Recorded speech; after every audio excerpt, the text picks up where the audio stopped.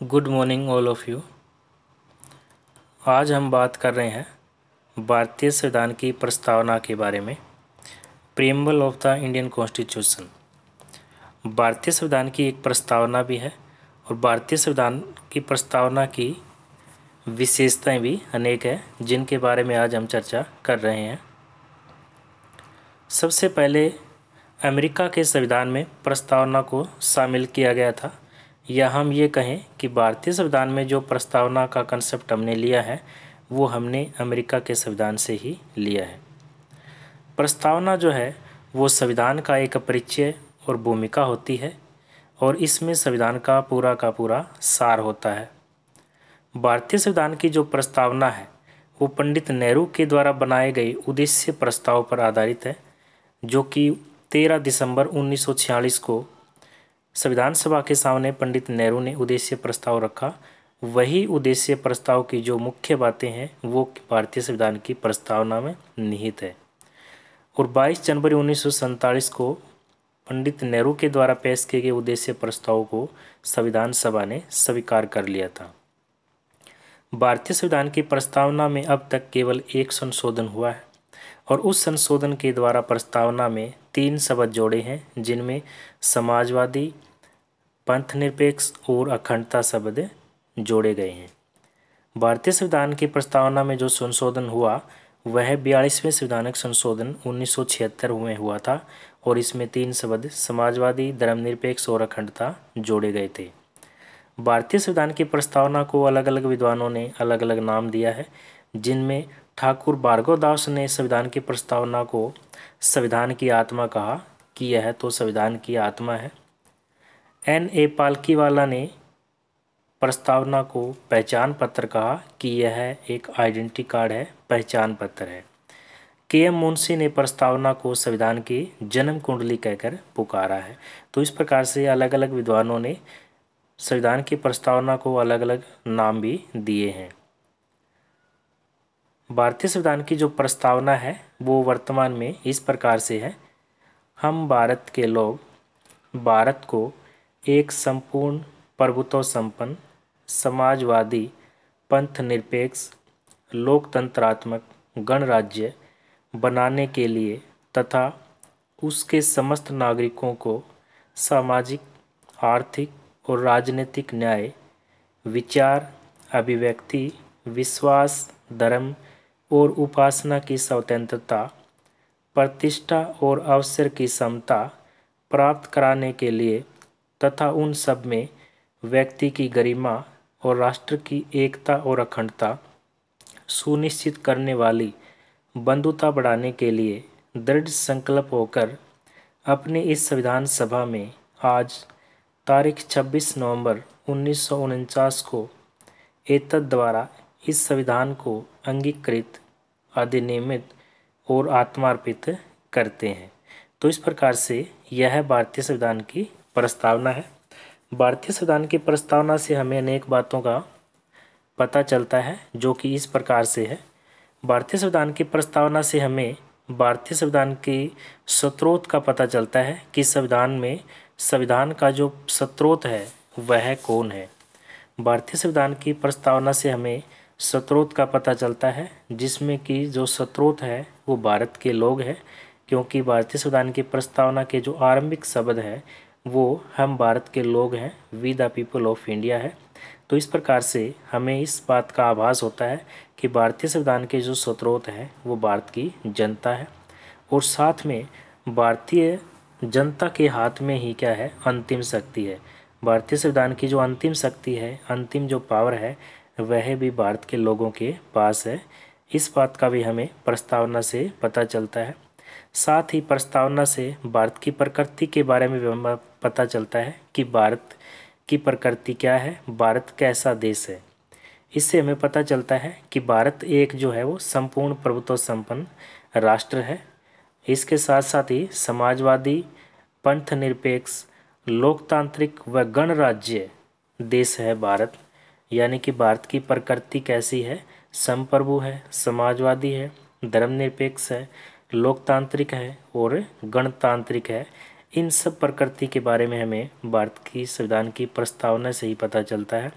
साथ ही संविधान के उद्देश्य क्या है, प्रस्तावना से हमें इस बात का भी आभास होता है कि भारतीय संविधान के उद्देश्य क्या है, ऑब्जेक्टिव क्या है, और इसमें स्पष्ट लिखा है कि इसके न्याय, स्वतंत्रता, समता और बंधुत्व जो है वो संविधान के क्या है, ऑब्जेक्टिव हैं, उद्देश्य है।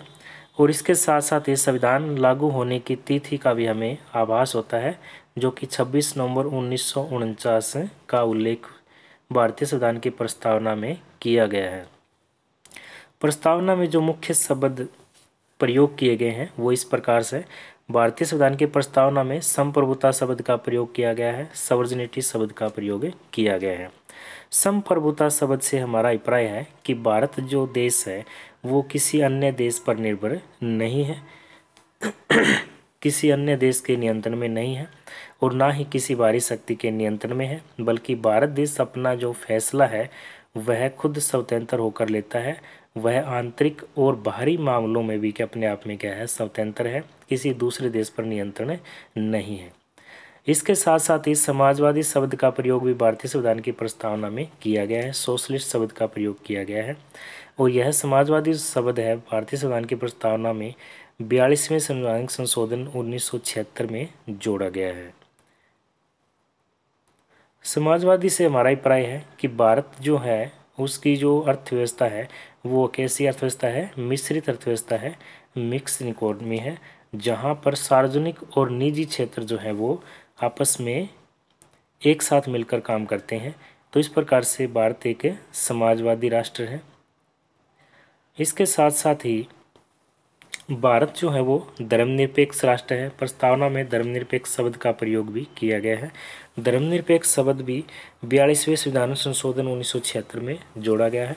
धर्मनिरपेक्ष से हमारा अभिप्राय है कि भारत जो है वो किसी एक धर्म को बढ़ावा नहीं देता, किसी एक धर्म को ज़्यादा मान्यता नहीं देता है, बल्कि सभी धर्मों को एक समान समझता है।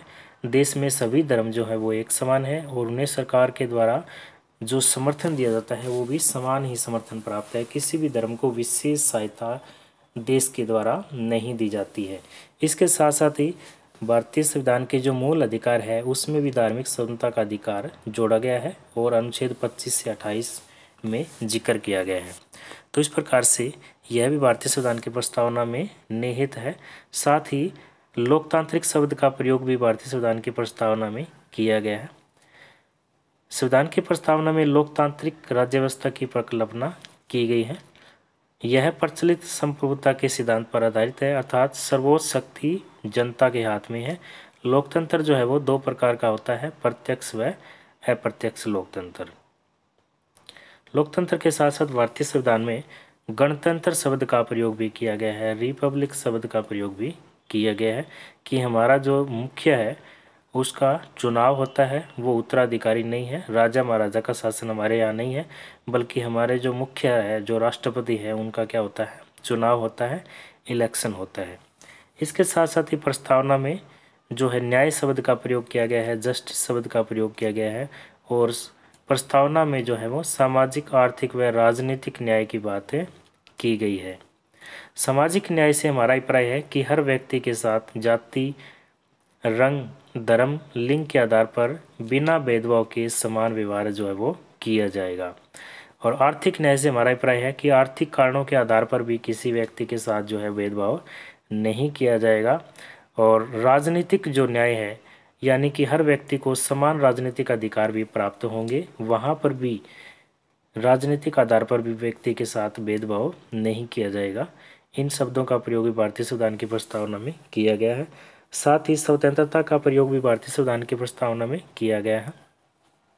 स्वतंत्रता से हमारा अभिप्राय है कि व्यक्ति को बिना किसी रोक टोक के कार्य करने की स्वतंत्रता है और उसे ऐसे अवसर प्रदान किए जाएंगे कि उस पर किसी प्रकार की रोक टोक जो है वो नहीं की जाएगी।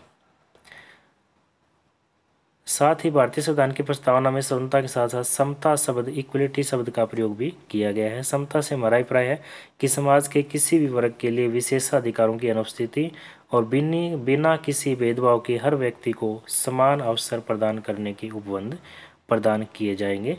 समता और मौलिक अधिकारों में जो निम्न प्रावधान है वो नागरिक समता को सुनिश्चित करते हैं। जैसे कि विधि के समक्ष समता अनुच्छेद 14, धर्म जाति लिंग या जन्म स्थान के आधार पर मूल वंश निषेध अनुच्छेद 15, लोक नियोजन के विषय में अवसर की समता अनुच्छेद 16, अस्पृश्यता का अंत अनुच्छेद 17 और उपाधियों का अंत अनुच्छेद 18। साथ ही बंधुत्व शब्द का प्रयोग भी भारतीय संविधान की प्रस्तावना में किया गया है। बंधुत्व से हमारा अभिप्राय है भाईचारे की भावना। प्रस्तावना का महत्व। प्रस्तावना में उस आधारभूत दर्शन और राजनीतिक, धार्मिक व नैतिक मौलिक मूल्यों का उल्लेख है जो हमारे संविधान का आधार है। इसमें संविधान सभा की महान और आदर्श सोच उल्लेखित है। इसके अलावा यह संविधान की नींव रखने वालों के सपनों और अभिलाषाओं का भी परीक्षण करती है। संविधान एक भाग के रूप में प्रस्तावना को लेकर एक विवाद रहता है कि क्या यह संविधान का भाग है या नहीं है। बेरुवारी संघ मामला 1960 में उच्चतम न्यायालय ने कहा कि प्रस्तावना जो है वो संविधान में निहित सामान्य प्रयोजनों को दर्शाता है और इसीलिए संविधान निर्माताओं के मस्तिष्क के लिए एक कुंजी है। इसके अतिरिक्त अनुच्छेद में प्रयोग की गई व्यवस्थाओं के अनेक अर्थ निकलते हैं। इस व्यवस्था के उद्देश्यों को प्रस्तावना में शामिल किया गया। प्रस्तावना की विशेषता को स्वीकार करने के लिए इस उद्देश्य के बारे में व्याख्या करते हुए सुप्रीम कोर्ट ने कहा कि प्रस्तावना संविधान का भाग नहीं है। यानी कि 1960 में सुप्रीम कोर्ट ने कहा कि प्रस्तावना जो है वो संविधान का भाग नहीं है। इसके ठीक 13 साल के बाद केशवानंद भारती मामले में 1973 में उच्चतम न्यायालय ने पूर्व व्याख्या को अस्वीकार कर दिया और यह व्यवस्था की कि प्रस्तावना संविधान का भाग है और यह महसूस किया कि प्रस्तावना संविधान का अति महत्वपूर्ण हिस्सा है और संविधान की प्रस्तावना में उल्लिखित महान विचारों को ध्यान में रखकर संविधान का अध्ययन किया जाना चाहिए। प्रस्तावना में संशोधन की संभावना।